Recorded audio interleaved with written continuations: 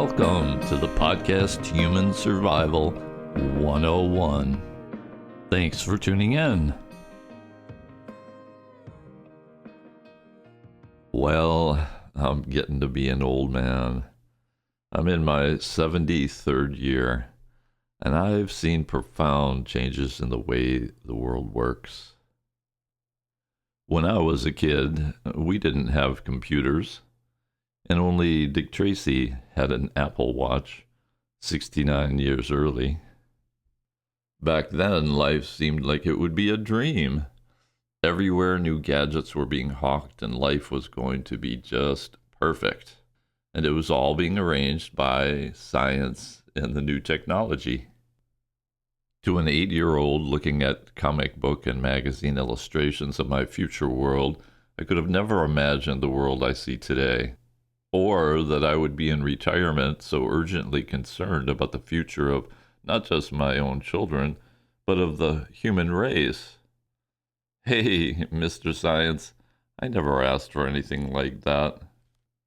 In doing my research for this podcast, I felt like I needed to dive into a non-Western world and see what dreams and aspirations others have, and to look for some sanity to keep the craziness of the world in perspective.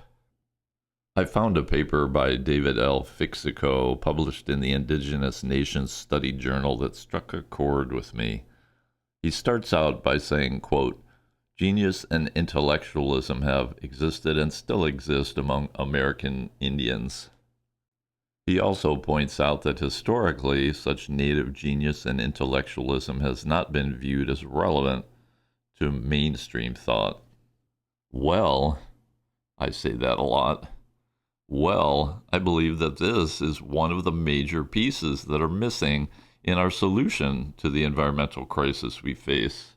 Indeed, we need to seriously study and acknowledge the genius and intellectualism of cultures that are earth-centered and not self-centered. Okay, let me start where I will in fact end, in ancient Greece. Plato seems to say that all humans are born good, and it is only by faulty thinking that we do bad things. Well, if he didn't say that, I will.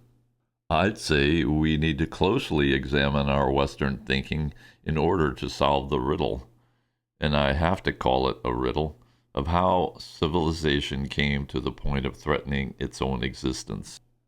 Humans and our ancestors have been on Earth for an astonishing 6 million years. But it's only in the last 200 that a specific group of us have created an advanced technological society that's threatening the survival of every life form on Earth. 200 compared to 6 million is like 2.8 seconds out of a day. That's about as long as it takes to say in the blink of an eye. And that's how long it took on an evolutionary scale to create an uncertain future for the planet. Well, I try to keep my sense of humor. And I suppose if we find some sardonic humor in that, we might say, given the preceding 6 million, that's not bad for only 200 years worth of work.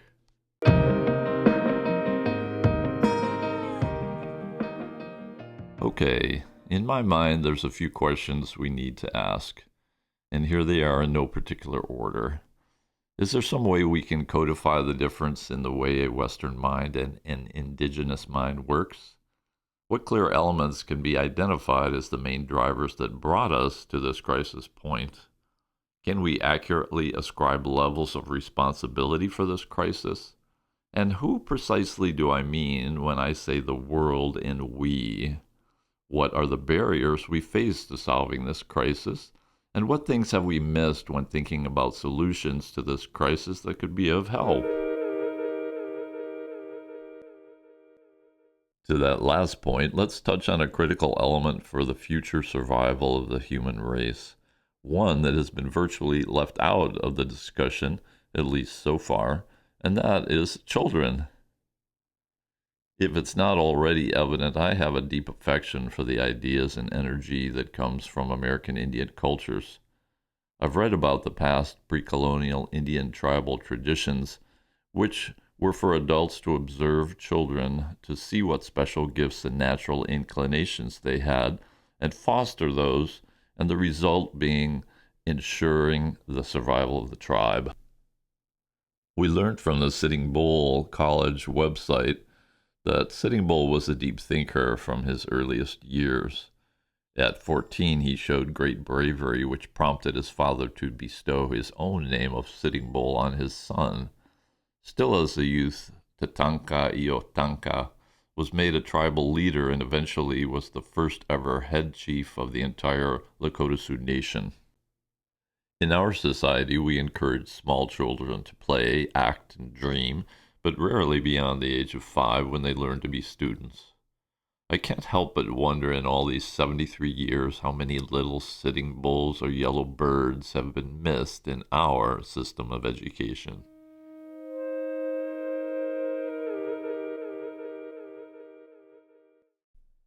Could we in our modern Western world ever afford our children a chance to develop into the unique individuals they are, no matter how long and in what manner that took place? Can we even imagine such a world? H.G. Wells wrote several books about future Western worlds, and in one, The World Set Free, humankind faces nuclear war, something Wells imagined years before scientists. The upshot of his story is that humanity is so shocked at the destruction of nuclear weapons that they resign themselves to finding solutions to a peaceful society, understanding the results of failing to do so.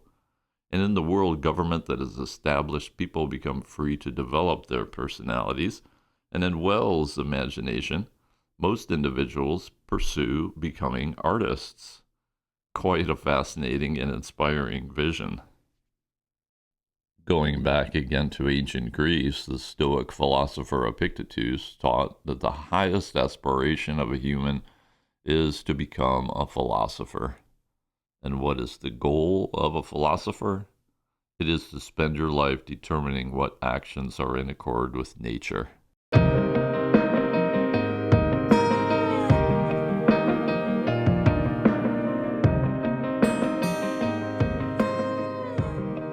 Let's take a look at the question about the main drivers leading us into our current situation.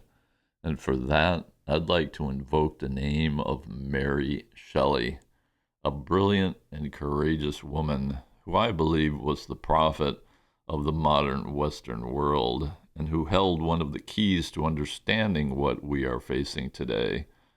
In her words, we can recover that key and put it to use. Let's start with some quotes from her most well-known book, Frankenstein, or The Modern Prometheus.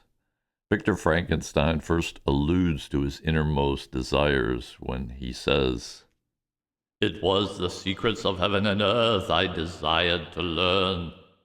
Further in the story, Shelley has him exclaim, "So much has been done, far more will I achieve. Treading in the steps already marked, I will pioneer a new way, explore unknown powers, and unfold to the world the deepest mysteries of creation." Then, after years of toil, when Frankenstein discovers the secrets of life and animates a dead creature he's sewn together from body parts, he sinks in despair and says, "I felt the bitterness of disappointment. Dreams that had been my food and pleasant rest for so long a space will now become a hell." Well, I always wanted to be an actor. But these are prophetic words for us today, and they will lead us in a positive direction. If we can just conceive that the main driver of the crisis we face is the Western mind, and its child, the relentless, passion-filled scientist who has created our own Frankenstein monster. This is difficult for me to say because these are fine human beings who have dedicated their lives in the pursuit of knowledge. But we have to come face to face with the question of what knowledge is it we truly need to learn.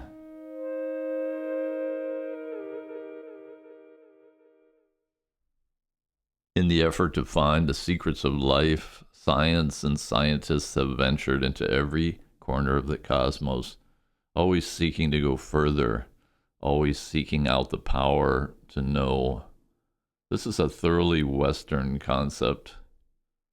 And there are some in the West who believe that what we see around us is but the inevitable advancement of the human race, and that this advancement is without question positive and even destined to be.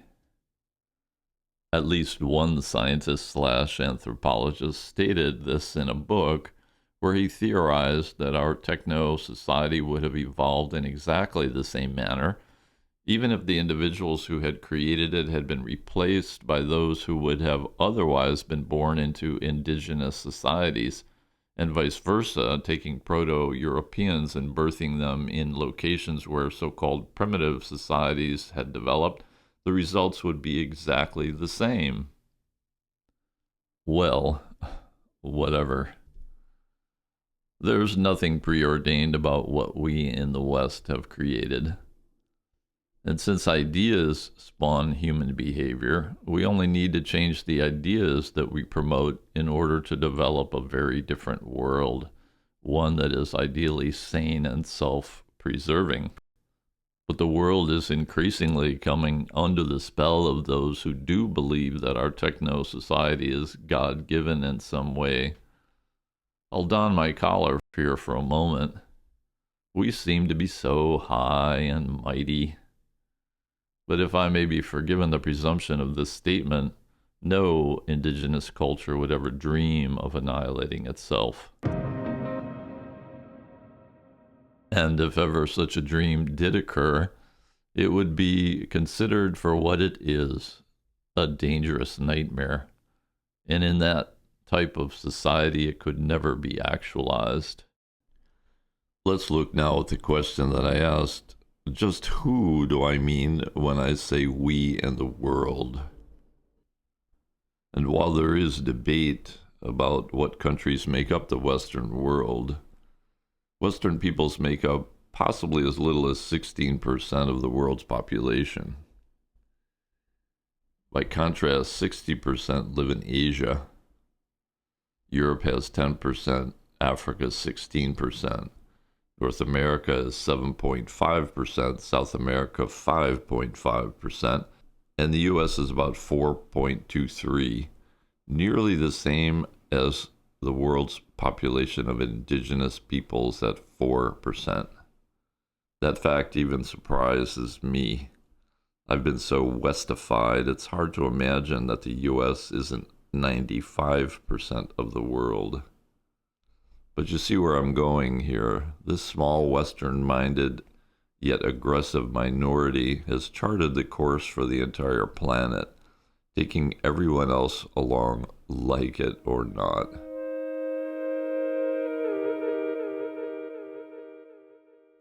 And though there is a so-called East, essentially it's under Western civilization's influence.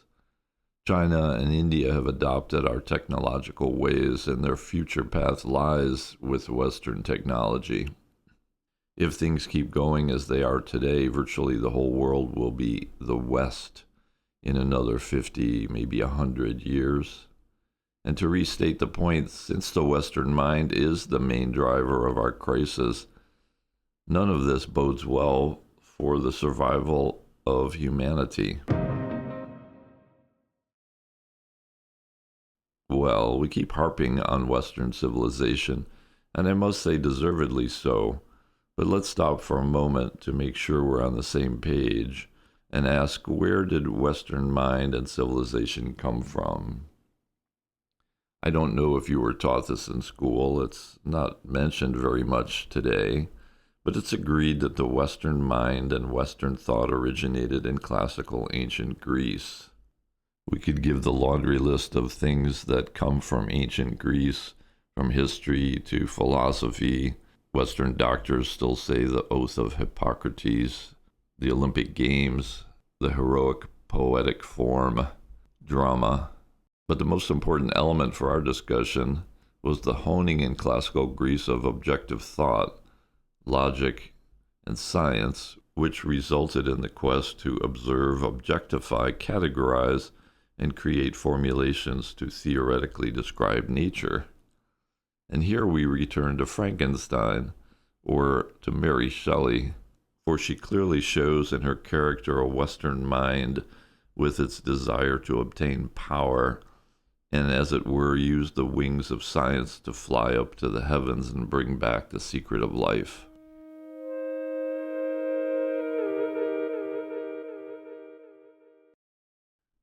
But am I just theorizing and using idle poetic folly?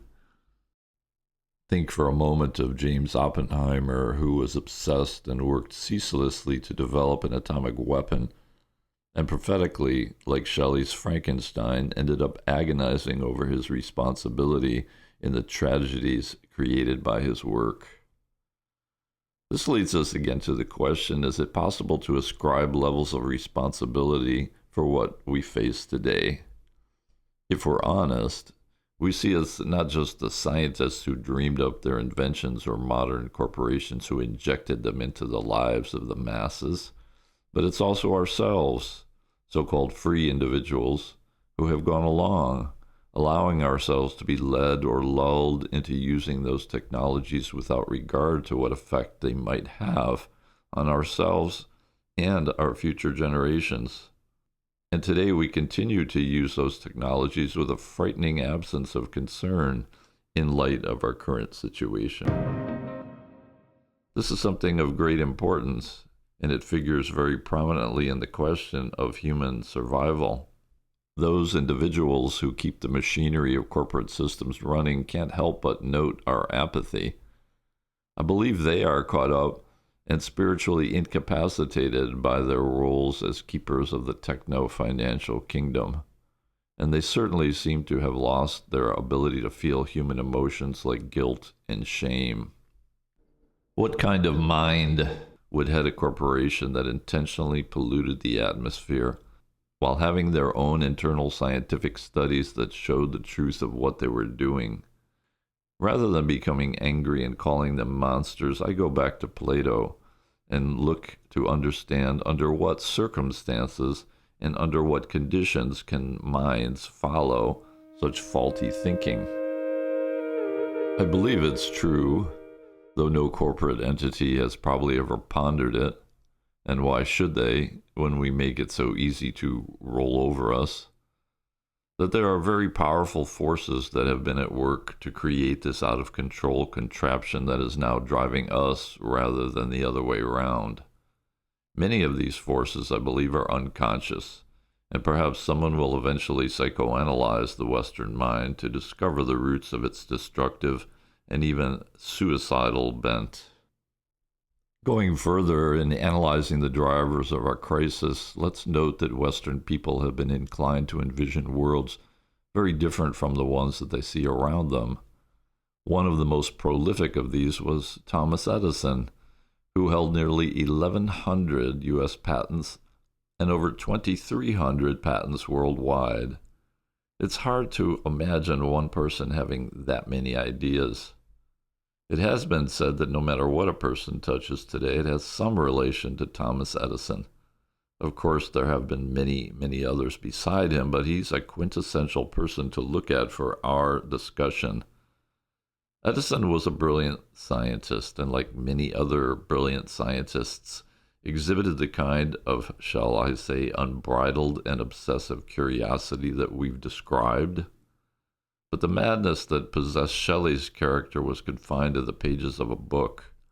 Living, breathing individuals who have the same desires and obsessions as Frankenstein have created a real-life monster and brought it to our very doorsteps. Thought experiment. What might have happened if scientists had felt a deep moral obligation to the ramifications of their inventions and the effects on humanity and even on human survival?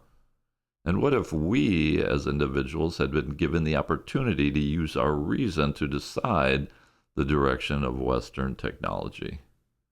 What would have happened if, when Henry Ford was developing his Model T, an individual of some brilliance analyzed the future effects of a fossil fuel burning engine and using mathematical projections predicted the inevitable future result, the ones we see today.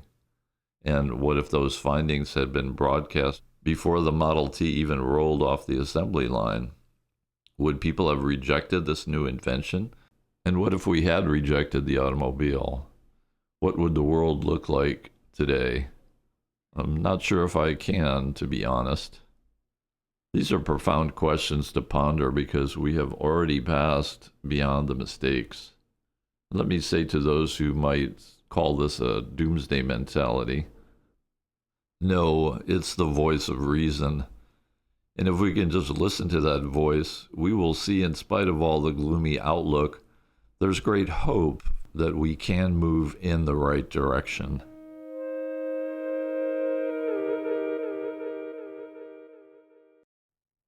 All great changes in society are the results of the actions of individuals, and I put my faith in young people to see clearly the past mistakes that have been made by my and past generations, and to chart a new course and refuse to be mesmerized by useless technocrats looking to make a mega buck. Years ago, I read, and have since lost track of the source, about an indigenous society whose folklore said that each person is born with a little genius inside. 2,300 years ago, can we even imagine 2,300 years from now in 4500 AD? 2,300 years ago, Socrates told at his trial of being guided since childhood by an inner voice that kept him from behaving in error. It would suddenly oppose him in word and deed, and he said he always obeyed it and changed course to avoid an unintended wrong. And don't we also have that inner voice? And if we listen to it, would it not be telling us that we have to change course? It would have to be if it was a rational voice. Noam Chomsky recently stated his opinion that rational discourse has come to an end in our world today. Even if that's true in our political and economic systems, I don't believe it's true of our younger generations. Let me come full circle concerning the Western and the indigenous mind. I've thought a great deal, partly to save my own sanity, to come to some understanding of the difference between those who seem to be destroying the world and those who are pleading its case to be saved.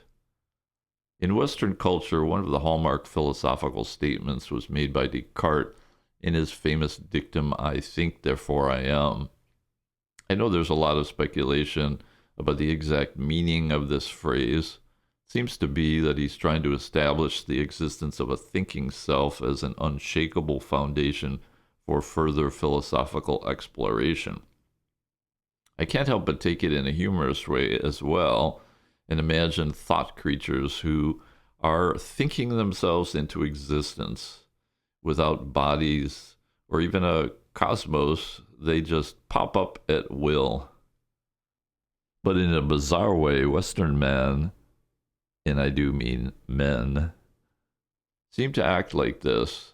They take themselves as the starting point for reality. Indigenous societies, by contrast, don't seem to be concerned with the existence of a self. It's sort of obvious, I think they might say.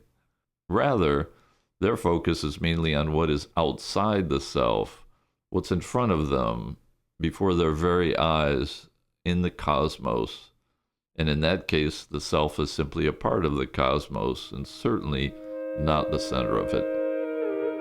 David Fixico states in his article that Western thinking is linear and indigenous thinking is circular or cyclical, as a way of explaining the seeming contradictions between each culture's view of the world.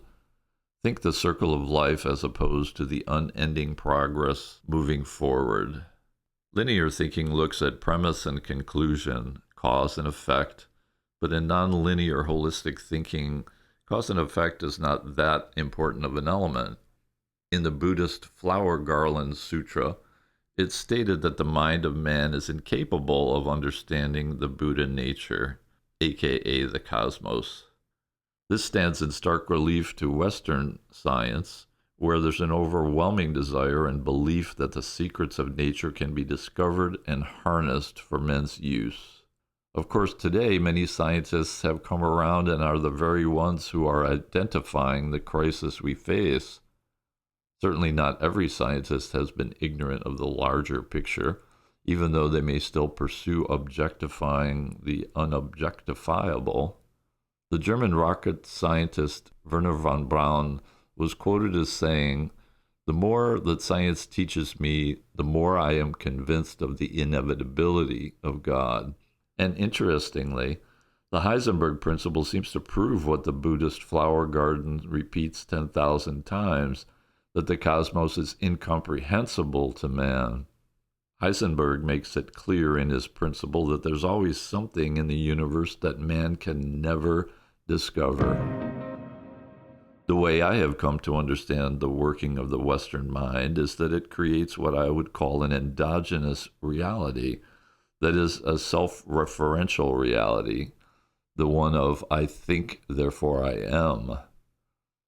And by contrast, the indigenous mind creates what I would call an exogenous reality, which looks outside of itself first, because you are, therefore I am. Because you are water, air, earth, and sun, therefore I am. And this extends to the cultural reverence American Indians have for the generations. It is only through you, Mother and Father, that I exist, and this goes back and back in time and forward into the future. This is the idea of weighing one's actions in light of the 7 generations. Oh, that we were as they. And what is the future to the West? It seems to be only there to be the launch pad for the next discovery, the next advance in our technology. Impetuously we do things, often mind-boggling things, and then only later discover the consequences.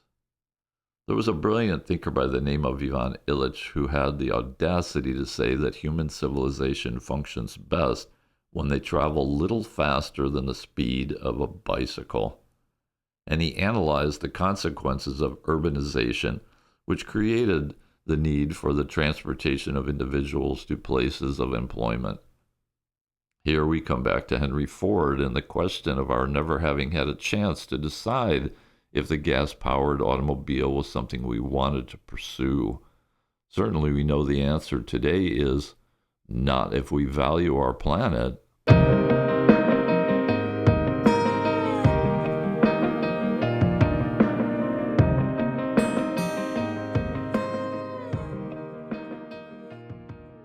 And touching back on the question of the things we have overlooked in the quest for the solution to our world crisis, I'd like to make my own prophecy here, which is that the future of humanity does not rest on the shoulders of any political or economic system or powerful institution in society, but rather the future of humanity rests squarely on the shoulders of the individual. Socrates said at his trial that he had spent his life trying to understand why the Delphic oracle had said he was the wisest man in Greece. The oracle was a god and therefore could not lie. His conclusion was, after many years of searching, that he was wisest because he knew he was not wise. And he concluded his testimony by saying something that we in the West desperately need to take to heart. No man is wise, but God alone is wise. Western culture has treated the earth, has treated nature, and indeed has treated life as something to be exploited for short-term personal benefit. However, we see that this is not only the height of hubris, but a disastrous path to follow. In the end, it's going to be up to you to take back your power to chart the future of humanity.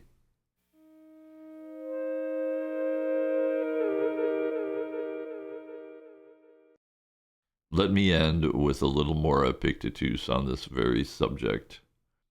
In one of his lectures, he tells his pupils, if you count yourself to be an ordinary thread in the tunic, you ought to be like others. But I want to be the purple, that touch of brilliance which gives distinction and beauty to the whole. And what good then does the purple do? He was asked. It stands out as a fine example to the rest. You are the future survival of the human race. The power rests in you, and I wish you courage and purpose in accord with nature, and clarity of mind in your endeavor to chart the future of the human race. Thank you kindly for listening, and may God bless.